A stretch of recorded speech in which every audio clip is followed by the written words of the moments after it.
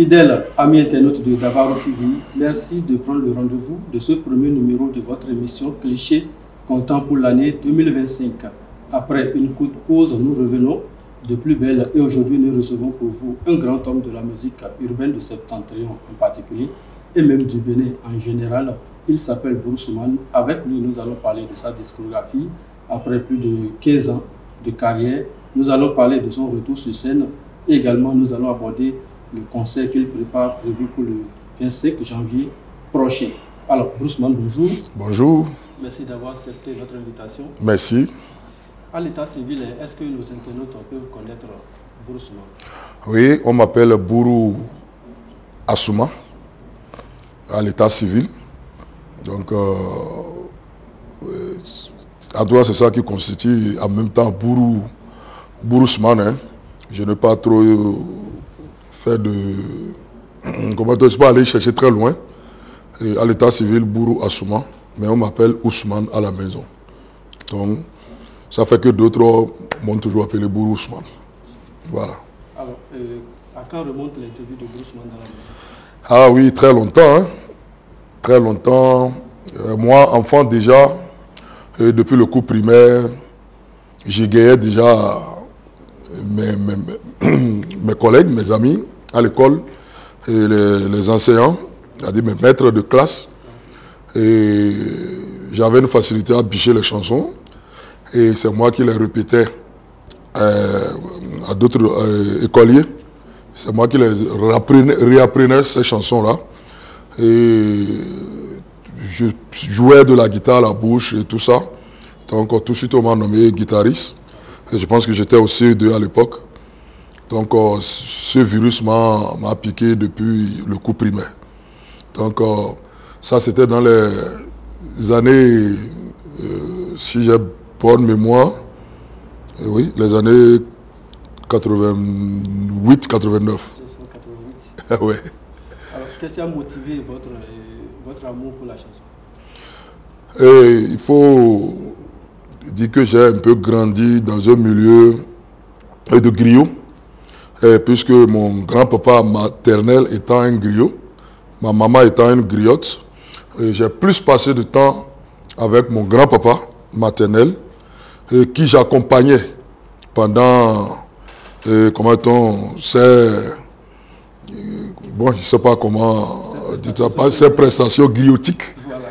Et surtout les vendredis à la grande mosquée. Donc moi j'étais petit, mais je lui faisais le cœur. Et donc de là, j'ai été un peu piqué par la musique. Et dis-toi aussi que j'écoutais bien beaucoup de la musique à l'époque aussi.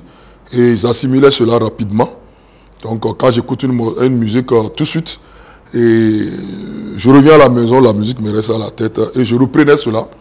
Et ça égayait tout le monde. Donc je peux dire déjà que c'est avec mon grand-papa maternel, mais aussi avec la musique que j'écoutais partout, un peu partout. Voilà. Et de façon professionnelle, quand est-ce que la musique a démarré effectivement? Oui, d'abord quand je suis revenu au collège, au collège 3, C.G. Albarika, et j'ai été le responsable d'abord des activités culturelles du collège, et j'étais le chanteur principal du groupe. J'ai emporté beaucoup de prix à ce effet. Donc, depuis la classe du 6e. Donc, je me suis véritablement donné à la musique. Il faut même dire que si je me suis précipité à avoir mon CEP et aller au collège, c'était à cause de la musique. Parce qu'il y avait des collèges qui faisaient des concours de jeux intercollèges. Et comme nous, on était au cours primaire, on n'avait pas ce privilège-là. Bon, il fallait être au collège. Et non, c'était même pas les journées culturelles, c'était des concours intercollèges. Donc, où le CG3, comment on rencontrait le CG2, le CG1, le lycée, ainsi de suite. Donc, il y avait une motivation, il y avait ce concours, il y avait cette rage de gagner. Et donc, j'ai vite eu mon CEP, je suis rentré, quand je suis rentré au collège, tout de suite, j'ai intégré l'ensemble artistique du collège, dont j'ai pris les rênes à plus tard. Et après cela, après quelques cursus scolaires, je suis allé en aventure à Abidjan. Et parce qu'il y avait des idoles.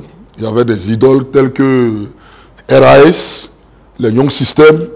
Vous voyez, donc Ceux-là, il fallait aller les rencontrer parce que la musique, ça bouge à Abidjan. Et même à notre enfance, la musique bougeait déjà à Abidjan. Et quand on les voit, on a envie de les côtoyer. Donc du coup, j'ai quitté l'école et j'ai tracé, je suis allé à Abidjan. Donc arrivé à Abidjan, et j'ai fait tout pour rencontrer les RIS. Et ça a marché. Je suis allé à la RTI. De la RTI, on me les a branchés. Et j'ai rencontré, et ce jour-là a été un grand bonheur pour moi. Donc avec eux, j'ai pu parcourir certains studios. Et à l'époque, Touré Sound et Showbiz. Et à Abidjan, j'ai fait des émissions télé à RTI telles que Dimanche Passion et telles que Tempo. Donc voilà un peu ce parcours avant de déclencher maintenant la carrière professionnelle. Il fallait quand même passer par là.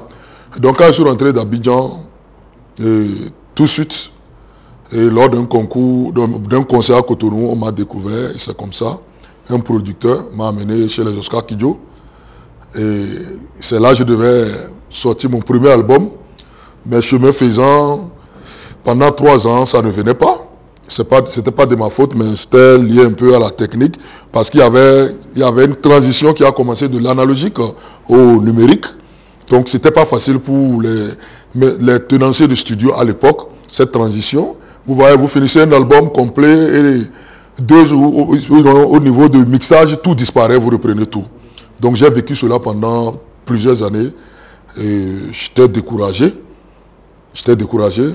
Et lors d'un concert, un honorable député m'a demandé un service parce qu'il avait vu mon talent, c'était bien, les gens, c'était à Cotonou. Tout a démarré à Cotonou pour moi. Et après Parakou, donc tout a démarré à Cotonou pour moi. Donc il m'a découvert, c'était au théâtre de Verdi de Hall des Arts. Et on était à la veille des élections présidentielles, c'était en 2001, où on devait faire la campagne de Kérikou contre Soglo, Yamosu, Bruno, Ongbedji et autres. Et donc, c'est là qu'il m'a demandé si je pouvais sortir une chanson pour sensibiliser les populations de Parakou, parce qu'il y avait des plans d'émiettement de voix de Kérikou, il fallait sensibiliser les gens. Est-ce que je peux? J'ai dit, bon, je vais essayer. Bon, j'ai essayé, Ouassoko soit Kérikou. Et j'ai dit que c'est cette chanson qui a lancé Bourousman. Quand j'ai chanté Ouassoko soit, c'était 2 titres seulement. Mais le titre phare était Ouassoko soit Kérikou. Mais ce que ça donnait comme hégémonie, c'était comme l'oral de Kérikou lui-même. Et donc, ça a été le coup de pouce qui m'a propulsé et a lancé ma carrière professionnelle. C'était en 2001. Voilà. Après ça, j'ai sorti mon propre album que j'ai produit moi-même, puisque j'avais eu un peu de moyens. Donc, je ne voulais plus dépendre de quelqu'un. Et donc, je suis rentré en studio moi-même et j'ai sorti l'album Ça va changer. C'était toujours en 2001. Oui, en septembre 2001. Et après Ouassoko soit Kérikou, quelle a été la chanson qui vous a propulsé pour que les gens puissent vous connaître? Oui, c'est ça, Ça va changer. L'album Ça va changer, c'est la chanson dont le titre est Ça va changer. C'était avec ça, l'ORTB animait. Vous voulez parler des politiciens? Non, ça c'est après. Ça c'est Ça va changer. Là, il dit ça va changer, un beau jour, ça va changer. Grâce à Dieu, un beau jour, oui, ça changera. Voilà un peu. Nous allons descendre directement. C'est vrai que votre discographie est bien pleine, mais nous allons venir directement sur le titre Tonduro. Oui. Est-ce que Tonduro, l'inspiration est née d'où? Oui, Tondro, moi-même étant un Tondro, donc ce qui veut dire garçon, homme. Donc c'est le comportement que l'homme a envers la femme que j'ai interprété là. Et j'ai vu des cas, il y a eu de plein de femmes, et aussi écouter des hommes, certains hommes. Donc quand ils finissent une relation avec une femme, et ils divulguent cela, ou des fois même une belle femme passe, en tout cas une femme passe, et derrière cette femme qu'il n'a jamais connue, peut dire mais cette femme-là, je l'ai connue. Oh, moi je fais tout ça avec elle. Oh, en réalité, rien. Donc c'est ça qui m'a inspiré à chanter et à fustiger cela. Et le titre Doukiri?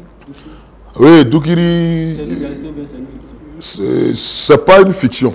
Doukiri, ce qui veut dire chagrin. Et Doukiri, c'est un ami qui a vécu cette histoire. Il a voulu même aller à l'extrême. Donc, quand il m'a raconté son histoire, je lui ai dit non, que je vais le soulager. Parce que je vais sortir une chanson. Et pour ça, il n'a pas besoin de se faire du mal. Et pour ça, quand une porte se ferme, une autre s'ouvre forcément. Donc, je l'ai conseillé. Et quand j'ai eu l'inspiration, j'ai fait cette chanson, il était la première personne que j'ai appelée en studio. Et il est venu, il a écouté la chanson, il m'a dit, mais Bourou, ça c'est mon histoire. C'est l'histoire là, tu as relaté là complètement. J'ai dit oui, c'est comme ça, c'est ça nous artistes. Et quand j'ai sorti cette chanson, ça l'a donné un soulagement parce que la chanson a pris. Et on dirait que c'était une histoire commune, une histoire que beaucoup, en tout cas, beaucoup vivaient, et beaucoup vivent même d'ailleurs. Donc voilà. Le titre Ça va, merci, c'est un autre album. Eh oui, ça va, merci. Bon, vous savez, c'est ce titre de Ça va, merci est plus tard devenu politicien Papato. Oui. Vous voyez, moi, j'ai titré Ça va, merci, mais le public lui a donné un autre titre qu'on appelle politicien et Papato. Et politicien Papato, c'est après l'album Ça va changer. Et ça, je l'ai appelé Opération A6. Donc, c'est l'album Opération A6, c'était mon deuxième album. Ça, après, Ça va changer. Et politicien, Ça va merci, politicien Papato, c'est un fait que nous vivons avec les politiciens. Hein? Même juste à présent, c'est un vécu. Oui, c'est ça, nous vivons avec nos hommes politiques. Et donc, je ne fais que dire ce qui se passe avec les politiciens. Et après, est-ce qu'il n'y a pas eu un retour des politiciens dans son temps? Oui, au début, les gens m'ont interpellé, je voulais dire. Mais Bourou, tu es avec Kirikou, mais tu avais chanté pour sa campagne. Mais pourquoi tu as chanté si fort comme ça? Puis je suis allé jusqu'à dire, quand on donne 10% pour un marché, pour réaliser ce marché, c'est moins 10%. Et forcément, on ne peut pas me dire de faire un goudron avec un certain épaisseur et qu'on me prenne un pourcentage dedans que je respecte l'épaisseur. Donc les 10% de la corruption vont agir sur le goudron et au finish, on reprend toujours. On fait quelques années seulement, ça reprend, ça dégrade et ça reprend. C'est la corruption que j'ai dénoncée là. Et parce que les pots de vin et tout ça là, ça ne fait pas avancer un pays. C'est pas bien. Tout le monde doit jouir de son travail et chacun doit mériter son salaire. Donc, un entrepreneur qui doit réaliser un marché, exécuter un marché, doit avoir quand même tout son aise à faire son travail comme cela se doit. Donc, c'est ça que j'ai relaté. Vous maîtrisez encore les titres pour donner les quoi? Les paroles. Ah, de politicien pour... Non, mais comment ça? C'est ma chanson. Wanyo, maman, oh. Wanyo, ma famille, oh. Je pleure trop pour mon pays, là. Les politiciens veulent nous tuer, oh. Ils veulent détruire mon pays, là. Réfléchissez un peu, oh. Avant de sortir à la télé, oh. Réfléchissez un peu, non. Avant de parler à la radio, trop de bavardage, c'est pas ça nous on veut manger. Oh. Trop de bavardage, c'est pas ça qui va nous guérir. Oh. Trop de bavardage, c'est pas ça nous on veut manger. Oh. Trop de bavardage, c'est pas ça qui va nous guérir. Oh. On veut manger, oh, manger dans la paix. Oh. On veut manger dans la joie. Ou bien, on veut tous travailler. Oh. Travail, ou bien c'est bon? C'est ça. Okay. Voilà. Nous allons venir directement sur votre dernière sortie pour pouvoir rester dans le temps. D'accord. Taper photo. Oui. Il y a d'abord eu un silence de Bourou Souman. Après, vous êtes revenu avec... Oui, après, il y a eu plusieurs albums. Il y a eu 4 albums passés. Et après ça, il y a eu un silence parce que je suis entre-temps devenu... Je m'occupais beaucoup d'autres artistes. Il fallait... Ça dormait dans le septentrion. Bon, il fallait quand même réveiller les choses. Ça fait que je m'étais oublié moi-même. Et je me suis occupé des gens, vous voyez, j'ai mis en place un studio et les orchestres, il fallait les révéler et tout ça, la produit des jeunes et tout ça. Donc je me suis mis à ça. Et ça fait que je m'étais un peu retiré de la scène. Bon, voilà un peu. Tapé poteau? Oui, tapé poteau. L'inspiration est venue juste après mon choc que j'ai eu lors du festival de Taco à Bembereke. Il y a au moins, non, il y a un an et quelques, oui, un an et quelques. Donc, l'inspiration m'est venue de là. Et puisque quand j'étais, dans ma convalescence à la maison, j'ai eu des retours, on dit, de part et d'autre, qui m'a donné un peu d'inspiration. Et quand je dis, quand on est avec Dieu, quand Dieu est ton bouclier, quand Dieu donne son dos pour toi, je pense que tout ce qui va venir contre toi va taper poteau. Donc voilà mon inspiration, taper poteau. C'est un message, j'ai amené, un message que j'ai véhiculé pour dire aux gens d'avoir foi en Dieu, d'avoir confiance en Dieu. Quand on a Dieu, on ne craint rien. Parlant des collaborations, votre collaboration avec les artistes du Niger, du Bénin et du Niger, oui. D'où est née l'inspiration? Oui, l'inspiration m'est venue parce que la crise telle qu'elle perdure, il fallait quand même des actions fortes. Et les politiciens étant en train de faire, la diplomatie étant en train de faire aussi son travail, nous, en tant que faiseurs d'opinion, des éveilleurs de conscience, des paroliers, il fallait quand même qu'on s'y mette, parce qu'on dit, quand deux chefs se battent, il y a un intermédiaire qui vient adoucir les mœurs, c'est les griots à l'époque. Quand les deux royaumes rentraient en guerre, c'est les griots avec leurs mélodies qui venaient apaiser les cœurs. Donc l'inspiration m'est venue de ce point-là. Et c'est ainsi que j'ai invité avec mes collègues. J'ai proposé le projet aux Nigériens qui ont tout de suite accepté. Et après, j'ai contacté quelques Béninois et ensemble, on a exécuté ce projet qui a été un grand succès, qui a été accueilli dans les deux pays et toute la sous-région et même à l'international. Donc c'est un projet qui a été véritablement accueilli par des grandes personnalités telles que Alpha Di et le grand mannequin nigérien. Il y en a beaucoup d'autorités du Niger qui nous ont appelés pour nous féliciter. De la même chose du côté du Bénin et qui ont espéré quand même que notre voix puisse changer les choses. Mais malheureusement jusqu'à aujourd'hui, on observe le blocus. Mais je sais que le dégel viendra, Inch'Allah. Et l'orchestre, votre studio SMC, juste pour révéler les orchestres, qu'en est-il aujourd'hui? Oui, SMC a lancé beaucoup d'orchestres. Aujourd'hui, vous voyez sur YouTube, vous rentrez, vous tapez orchestre, n'importe quel, si vous tapez orchestre, vous allez voir tout ce que SMC a fait.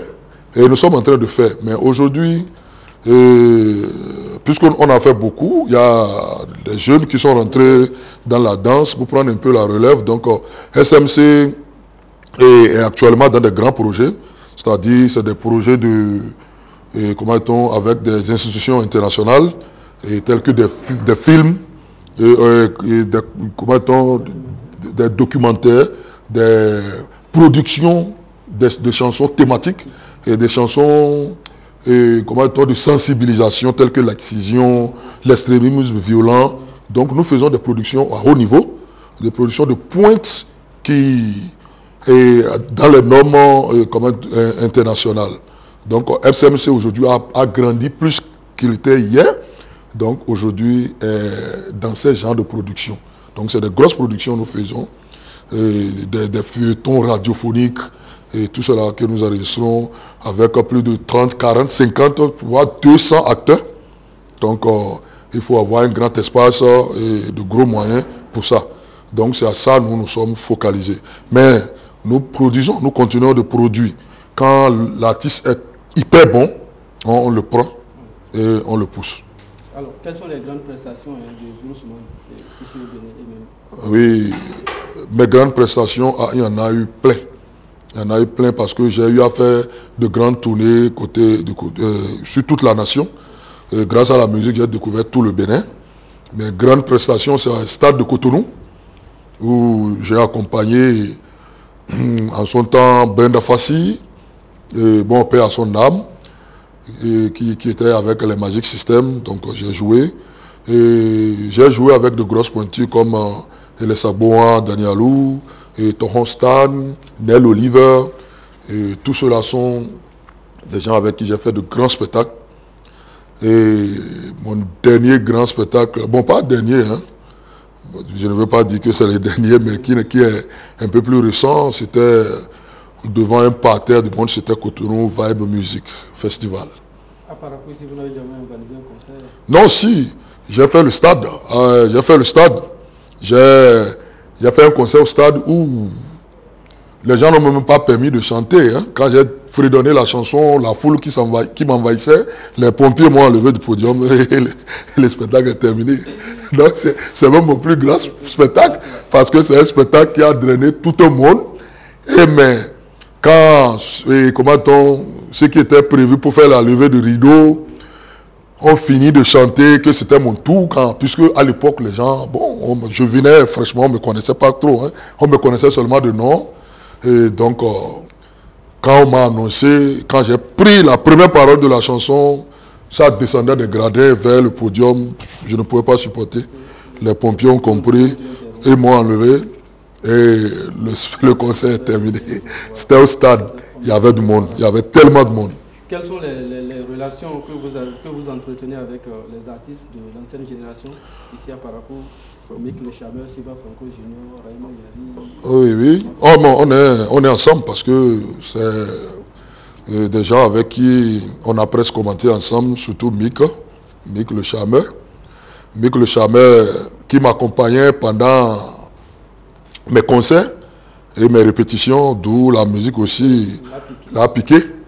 Donc avec Siba Franco, avec tout le monde, moi je m'entends bien parce que je suis un responsable.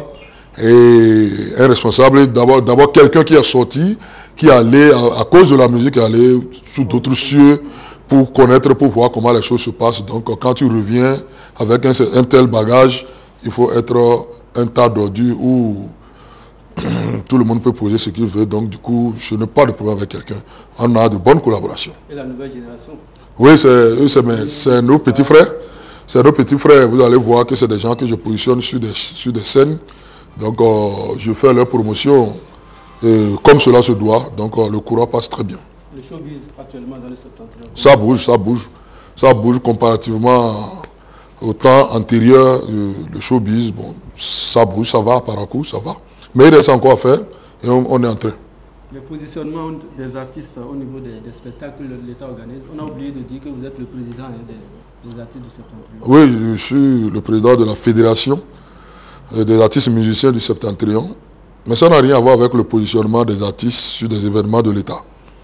L'État lui-même détecte ces artistes et les positionne.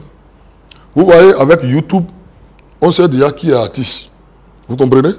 Donc ce n'est plus qu'on va appeler M. Herman pour dire propose-moi, mais par contre il y a aussi des bookers. Des bookers. Et par exemple, moi, un booker, c'est ceux-là qui vendent leurs artistes, donc qui font tout pour positionner leurs artistes. Mais quand l'artiste n'est pas bon, même si le booker fait quoi que ce soit, il ne peut pas le vendre. Donc, ce qui se passe quand le gouvernement organise n'a rien à voir avec nos organisations de 1901, nos associations et autres là. Non. L'État ne prend pas l'avis d'une organisation, d'une association pour positionner des artistes. L'État même sait qui est en train de merveiller des populations à tel endroit. Par exemple, quand on vient par exemple, on sait, si on prend telle personne, on aura tel nombre de personnes. Ce n'est pas parce qu'on connaît un ministre, un député, qu'on va se faire positionner sur un concert où les gens qui n'ont rien à voir avec un ministre ou un député vont venir suivre. Alors on se comprend? Donc, quel est ton talent? Et c'est par rapport à ton talent, on te positionne. Les gens veulent vendre. L'État veut vendre les artistes.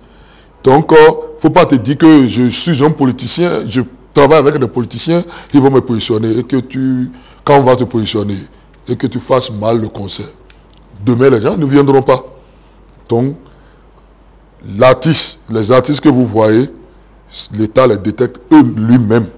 Mais ceux-là qui forcent, il y en a par contre qui forcent aussi, qui forcent pour être sur la liste. Mais je pense que quand on est bon, on n'a pas besoin de forcer. On n'a même pas besoin d'interpeller qui que ce soit. Un artiste qui est bon, on connaît son nom, on le connaît et on le positionne. C'est comme ça. Un jour, un ministre de la Culture m'a dit, Bourou, moi, je ne vais pas appeler le nom de l'artiste, mais il m'a dit, je peux le positionner tous les jours. Puisque le gars est bon. Le gars est bon. Mais vous êtes ministre, vous m'appelez, vous me dites, positionnez tel artiste. C'est mon neveu. C'est lui qui avait chanté quand il faisait la campagne. Mais c'est pas ça la population veut. Donc c'est ça. Alors les jeunes ici à Parakou, comme l'AINO, Cici de Paris, travaillent quand même pour révéler des jeunes à travers des événements. Il y a quand Parakou Rap et Parakou. Comment est-ce que vous appréciez ces actions qui font révéler des jeunes talents? Oui, c'est normal, c'est leur devoir d'abord de le faire. Et nous avons obligation de les encourager parce que ça, c'est une joie pour moi. Ça me fait grand plaisir quand je vois ça. La preuve est que je participe et j'ai même chanté une fois. J'ai rappé parce que vous savez, j'ai oublié de vous dire qu'au début, j'étais un rappeur. Donc, j'étais le premier rappeur même d'ailleurs de Parakou, il n'y a pas son deuxième. Donc, j'étais un rappeur, un ragamuffin et un reggaeman. C'est avec ça que j'ai démarré. Tout ce que j'interprétais était du raga. Si j'ai dit tout à l'heure, j'ai parlé de RAS. Les RAS, c'est du ragamuffin, ils font. C'est du rap. Donc, j'étais un rappeur, j'étais le premier qui a rappé en Bariba à Parakou et qui a fait du ragamuffin. Et en Bariba, c'est la chanson Sokri Sokri Sokri Sokri Sokri Sokri Ben Sokri Sokri non c'est un comme Sokri non Ben Waraku Wande Gosuno Bane Akubeya Bukasakoni Konko Bane Akukawane Kasakoni Konko. C'était une chanson qui était prisée dans tous nos collèges et à l'époque. Donc pour vous dire que ce que les jeunes là font, j'aime parce que c'est comme ça moi-même j'ai démarré. C'est ce que je faisais quand j'avais l'âge. Et c'est ça que je continue jusqu'aujourd'hui. Donc je leur tire chapeau et à chaque fois qu'ils ont besoin de mon aide, j'ai été toujours présent. Alors, est-ce que Bruce Mann a connu des hauts dans sa carrière? Naturellement, dans la vie est faite de hauts et de bas. Comme un dent de scie, on monte, on descend, on monte, on descend. Bon, on ne peut pas les énumérer ici, mais j'en ai connu. Et les projets de Bruce Mann pour les années à venir? Oui, actuellement, pour les années à venir, j'ai un album en cours. J'ai un album de 12 titres en cours. Et je pense qu'après cet album, j'ai une tournée. Il y a une tournée nationale à faire. Et après ça, je vais faire la sous-région. J'ai plusieurs voyages. Je ne vais pas révéler tout ça ici. J'ai des voyages. Je dois aller encore perfectionner mon art quelque part pour quelques mois. Et quand je vais revenir, je vais lancer un méga projet culturel. Et ça, c'est dans mon placard pour le moment. Et ça sera une grosse surprise. C'est en tout cas dans 1 ou 2 ans, je vais dévoiler cela. Quand je vais revenir de là où je vais, j'amène un méga projet culturel. Et ça sera une grosse surprise pour le showbiz dans le septentrion, mais pour toute la nation et pourquoi pas pour toute l'Afrique. Alors, après une courte pause de repos, Bruce Mann revient sur le devant des scènes et le concert qui est prévu le 25 janvier prochain à l'Institut français de Parakou. Parlez-nous-en. Oui, et comme je vous l'avais dit, que j'ai eu une courte pause et il fallait revenir après ma guérison. Il fallait revenir dire merci à Dieu et dire merci à la population qui s'est mobilisée massivement et m'a soutenu. Donc, c'est une manière pour moi de dire merci à cette population qui m'a vu sur scène il y a longtemps et qui a besoin de me revoir. Et vous allez comprendre avec moi que j'ai actualisé mon actualité. Et donc, il faut venir en spectacle et exprimer cela à travers un grand concert. Et c'est pourquoi j'ai programmé ce concert avec l'appui de l'Institut français de Parakou. Donc ce concert aura lieu dans une semaine, le samedi prochain, je vais dire, donc le samedi 25 janvier prochain, du côté de l'Institut français de Parakou, ex-CCF. Donc aura lieu ce grand concert de retour sur scène de l'éléphant du Septentrion. Et beaucoup de surprises parce que je vais décortiquer toute mon actualité, c'est-à-dire de mes débuts jusqu'au présent. Donc, tous ceux qui m'ont connu hier seront satisfaits. Ceux qui m'ont connu, ceux qui m'ont connu avant-hier vont me connaître, c'est-à-dire le début. Ceux qui m'ont connu hier vont me connaître, ceux qui m'ont connu aujourd'hui aussi seront satisfaits. Donc, je vais satisfaire toutes les couches. Donc, ça sera un concert de ouf. Ça, je le garantis parce que ça a été minutieusement préparé pour satisfaire ce public qui est vraiment enthousiasmé, qui a soif de me revoir sur scène. Voilà. Les tickets, on peut les retrouver où? Oui, les tickets, d'abord je vais dire, j'ai chanté, comment dit-on, Tapé Poteau, parce que Tapé Poteau, actuellement, vous allez sur YouTube, vous avez vu le nombre de vues. C'est un morceau qui a été accepté par le public et qui se joue presque partout. Donc Tapé Poteau aussi serait au rendez-vous. Les tickets sont à 2000 francs. Les tickets sont à 2000 francs. Et le spectateur aussi le spectateur peut faire un choix d'un pack, c'est-à-dire de pagne et de tissu qui se lève à 7000 francs. Un pagne uniforme à l'effigie de l'artiste, plus un ticket de 2000 qui font 7000, ou le spectateur peut s'acheter son ticket simplement à 2000 francs. Nous avons aussi prévu des tickets classe. Ça, c'est pour des personnalités qui se lèvent à 20 000 francs. Voilà. Est-ce que les personnalités font déjà...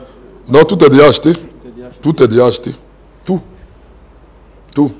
Tous les tickets, même les tickets, on a vendu tous les tickets presque. Donc si on a encore des tickets à vendre, c'est peu seulement bon pour ceux-là qui sont un peu en retard. On va encore ouvrir un peu la vanne un peu pour pouvoir les vendre. Et j'ai eu une doléance de ceux-là qui sont très loin, sinon nous on voulait faire un truc à sold off, c'est-à-dire sold off pour arrêter la vente des tickets à 5 jours, comment dit-on, du concert.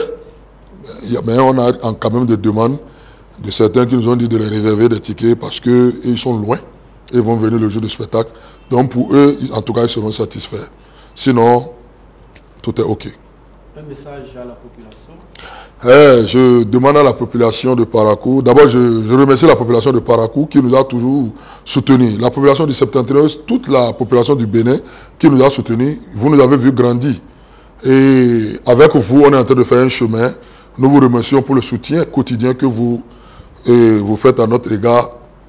Nous vous invitons le 25 janvier prochain à l'Institut français de Parakou, ex-CCF derrière la préfecture, pour voir Mamaki, le concert événement de l'année. Ce concert Mamaki va se dérouler à partir de 20h30 00. Voilà. Un message à Dabaru TV qui vous reçoit ce matin. Oh, d'abord, je suis très content. On a toujours été partenaire. Le PDG Bok Barabas, un ami de longue date. Depuis les débuts, on a toujours été ensemble. Il m'a toujours accompagné.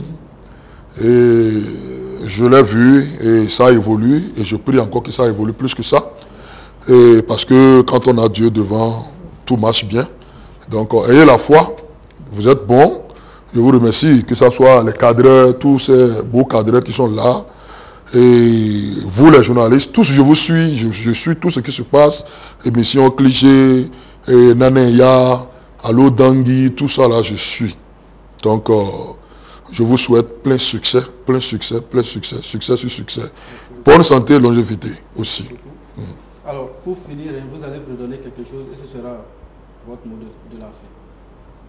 Goku Moruko, Nane Goku Mwesira, Goku Moruko ya, Hakuka Goso Nongari Moruko, Mi Andonia, Hakuka Going Waru Game, Hakuka Going Waru Tusi, Nyamusara, Hawengi Yakasuo, Bahamo.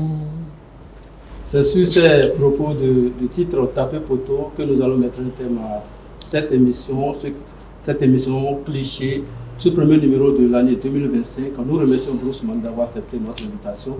Merci à ce beau monde, Sabio Chabi Adamou, Romain Pana, Tokura Sade. Merci beaucoup et à très bientôt.